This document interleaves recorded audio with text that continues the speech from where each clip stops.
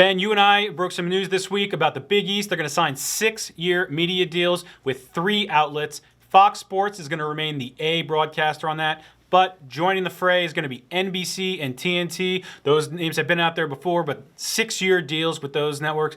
Also new, CBS, which had been a smaller partner with the Big East, maybe 2 to 3 games a year on the broadcast network.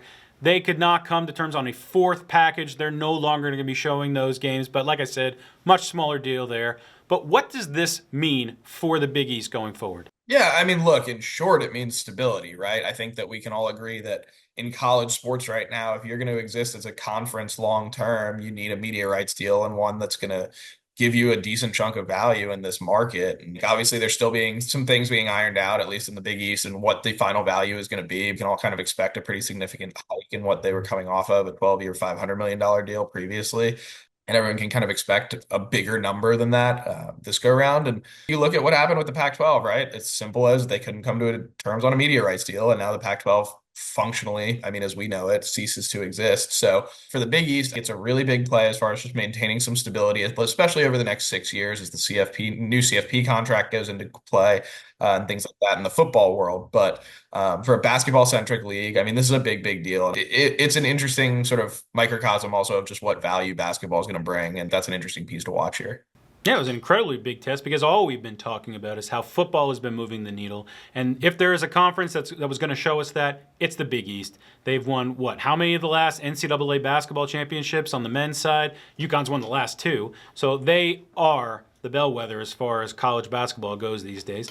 And it kind of does give us a prelude as to what can we expect from other maybe mid-major conferences that have deals coming up with CBS and Fox and ESPN. The Missouri Valley conferences of the world. Some of those conferences only have 2 more seasons left on their deals. Is there going to be money at the table for a lot of these mid-majors? I mean, obviously the hope is, especially with the House case coming down and a lot of these conferences, well, schools as well, who are going to be on the hook for this back pay, the piece of the settlement, assuming things go through. But you're right. Like the basketball piece of this is a really fascinating thing, right? You look at some of the numbers that have been thrown around for some of the football centric conferences, and look, like the Big East is not going to get a deal like the SEC or the Big Ten or something like that in this sort of, $1 billion a year type realm. That's probably not realistic. But I think if you're looking at those leagues and saying, hey, or look at, say, the American Athletic Conferences, they signed a roughly $1 billion deal over 12 years, just a couple of years ago under Mike Oresco.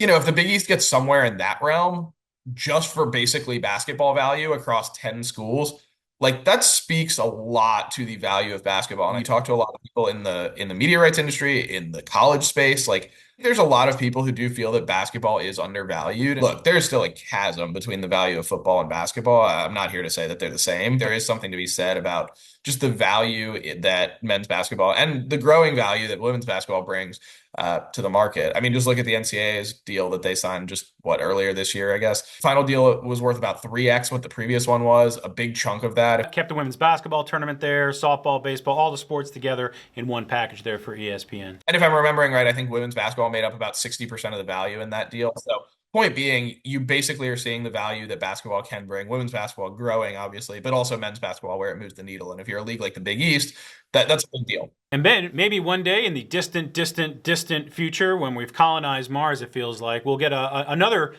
valuation on what the NCAA men's tournament might look like. That deal runs through 2032. Heck, the extension that they signed doesn't even start until 2025, so it's going to be a long time, another 8 years or so, till we're able to see the value of what men's basketball is. That deal, CBS and Turner locked up long term. But I want to stick with Turner for a little bit because they've really shown an interesting new strategy. I mean, as of this podcast, we don't know anything definitively on the NBA side, but everything sounds like they're going to be out. So it seems like there's been a shift in strategy to lean into college a little more. We saw that they're going to be sub-licensing some of those early CFP games.